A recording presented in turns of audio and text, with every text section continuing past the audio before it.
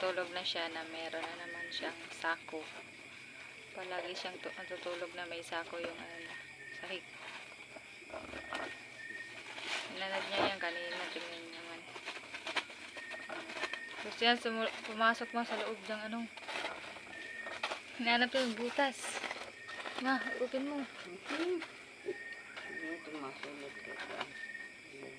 Hindi, ito. Hinahanap nga niya yung butas. Di na.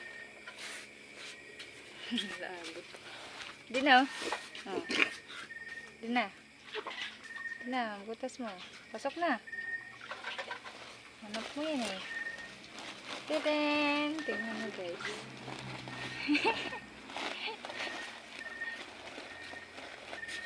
Papasok talaga.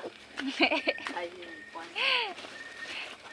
Ganyan siya matulog sa loob ng sako.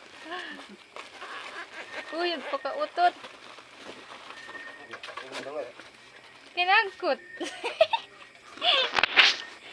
Ayan guys, ganyan siya matulog sa loob talaga ng sako.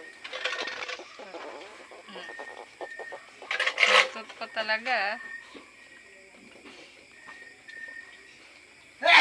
Ganyan siya matulog paggabi.